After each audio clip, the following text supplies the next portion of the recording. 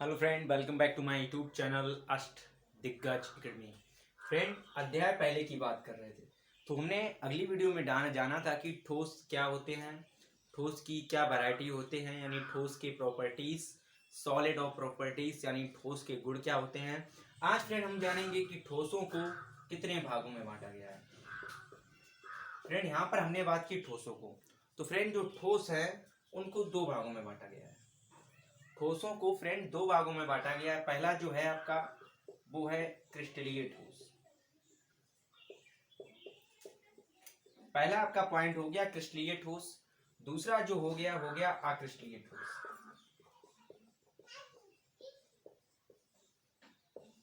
दूसरा फ्रेंड आपका हो गया अक्रिस्टलीय ठोस। यानी अगर हम बात करें ठोसों को कितने भागों में बांटा गया है, तो फ्रेंड ठोसों को दो भागों में बांटा गया है। पहला आपका हो गया क्रिस्टलीय ठोस, दूसरा हो गया अक्रिस्टलीय ठोस। अगर मैं बात करूं यूपी बोर्ड इंटरमीडिएट परीक्षा की, तो किस भांति क्वेश्चन पूछा जाएगा कि अक्रिस्टलीय ठोस क्या होते हैं। निम्न चार तत्व या चार पदार्थ दे दिया जाएगा आपको, उसमें से आपको पूछा जाएगा कि क्रिस्टलीय ठोस को पहचानिए, अक्रिस्टलीय ठोस को पहचानिए।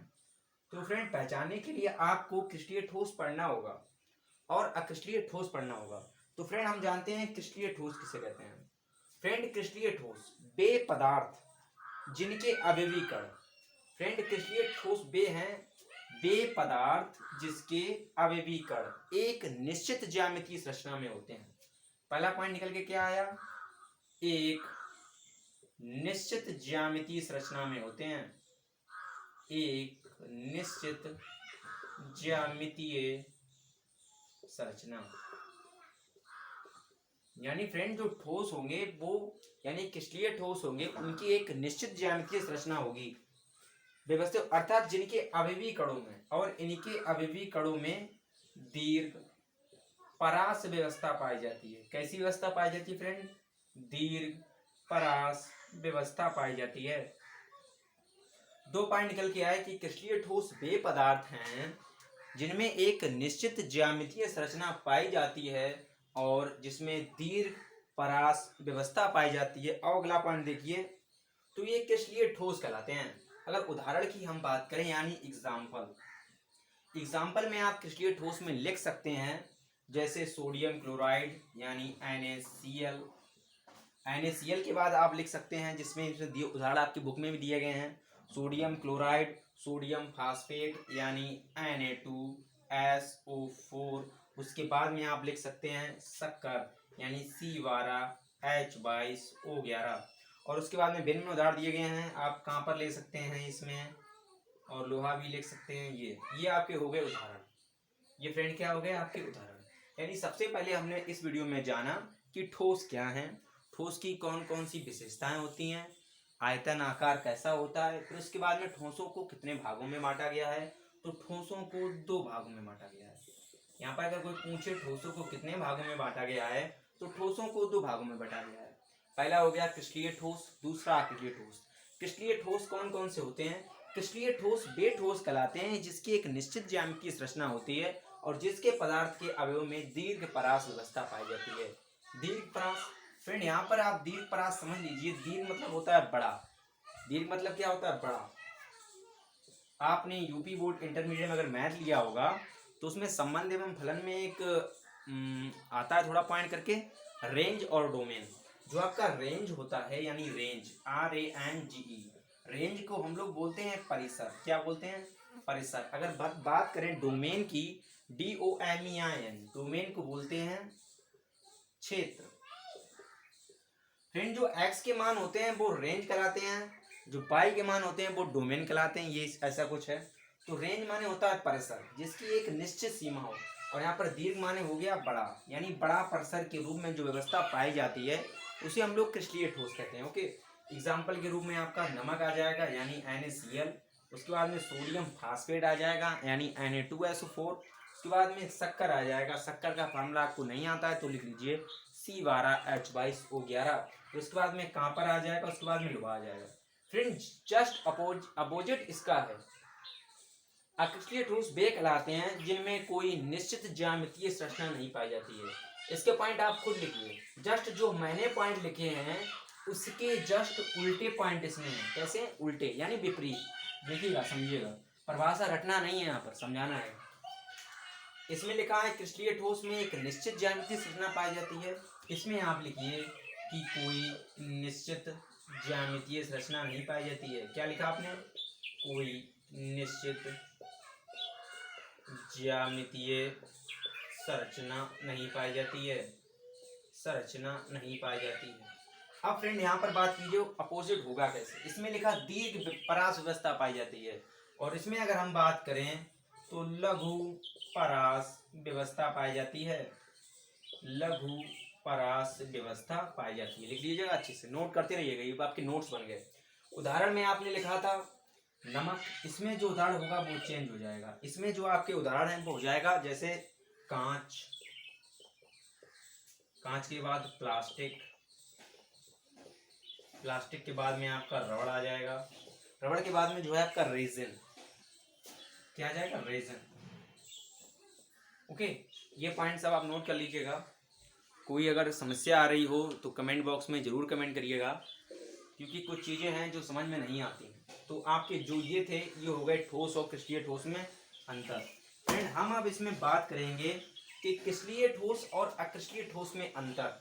सवाल आएगा आपका यूपी बोर्ड में कि क्रिस्टलीय ठोस और अक्रिस्टलीय ठोस में अंतर स्पष्ट कीजिए या अंतरों को बताइए। तो आपको इसमें अंतर लिखना है। अंतर ये लिखना है कि क्रिस्टलीय ठोस वे पदार्थ होते हैं जिसकी एक निश्चित ज्यामितीय संरचना होती है। अक्रिस्टलीय ठोस वे पदार्थ होते हैं जिनकी कोई निश्चित ज्यामितीय संरचना नहीं होती है।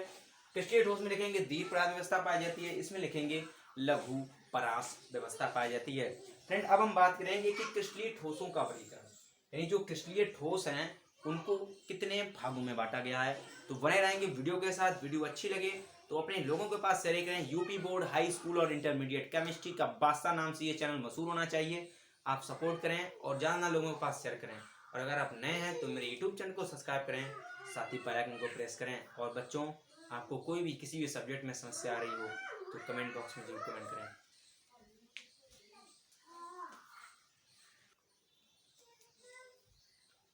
तो फ्रेंड, अब हम इस वीडियो में डिस्कस करेंगे कि ठोसों को कितने भागों में बांटा गया है।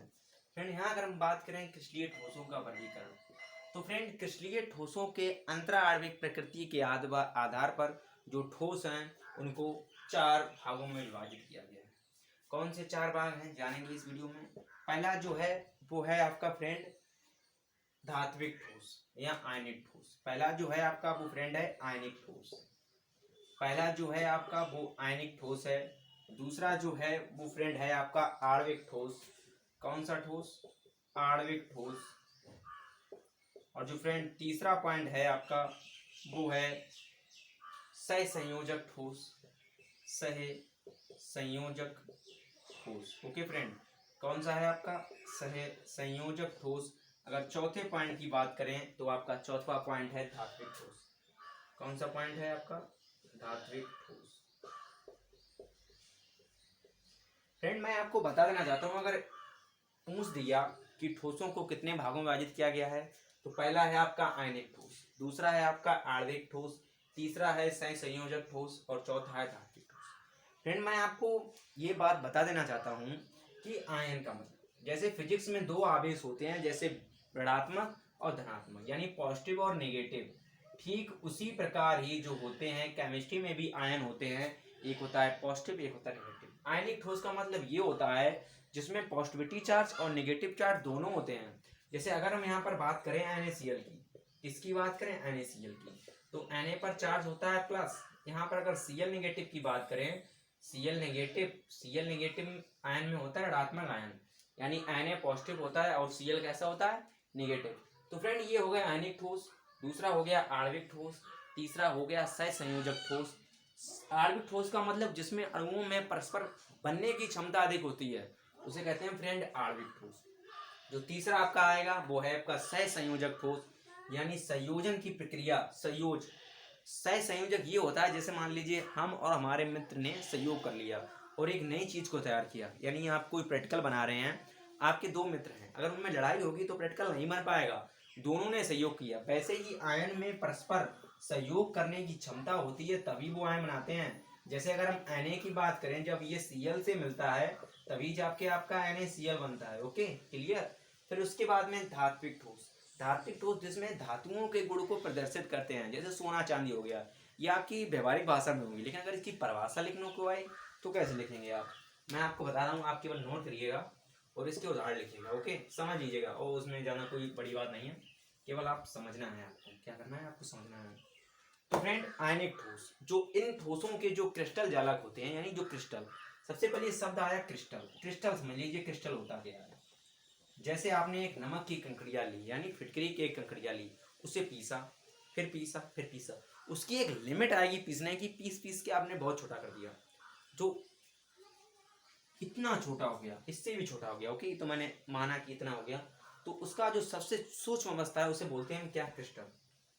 नमक के क्रिस्टल होते हैं, शक्कर के भी क्रिस्टल होते हैं, फिटकरी के भी क्रिस्टल होते हैं, बहुत से क्रिस्टल होते हैं। तो फ्रेंड, यदि किसी, हमने आपको बताया, इन ठोसों के जो क्रिस्टल जालक होते हैं वो ऋणायनों से मिलकर बनते हैं। किससे? ऋणायनों।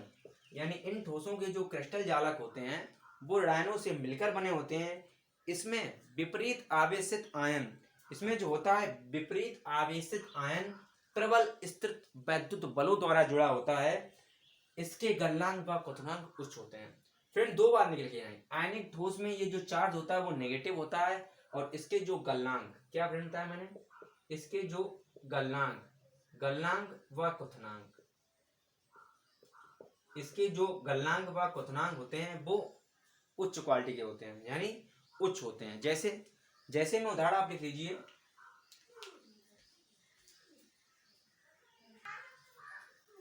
जैसे में फ्रेंड आपने उदाहरण लिखा, इसमें लिख लीजिए, जिस तरह बुक में दिया गया है आपके, NaNO3 यानी सोडियम नाइट्रेट हो गया, KNO3 हो गया, क्या हो गया? KNO3, LiF हो गया, मतलब बहुत सारे इसमें दिए गए हैं, ये होते हैं। फ्रेंड, अब यहाँ पर वीडियो थोड़ा ने कुछ बैटरी में, सर्वर में या डाटा में कुछ प्रॉब्लम आ गई है, तो आपकी वीडियो आज स्थगित की जाएगी। मैं क्षमा चाहता हूँ, लेकिन कल आपको पूरा वीडियो मिलेगा इसका, यानी ये पार्ट 2 है आपका ठोस अवस्था में। क्रिस्टीय ठोस और अक्रिस्टीय ठोस किस प्रकार के होते हैं, उनके बारे में पूरी जानकारी। अगर आप नए हैं तो वीडियो को आपको पता है क्या करना है। तब तक के लिए जय हिंद। कोई भी समस्या आ रही हो तो कमेंट बॉक्स में जरूर कमेंट करें।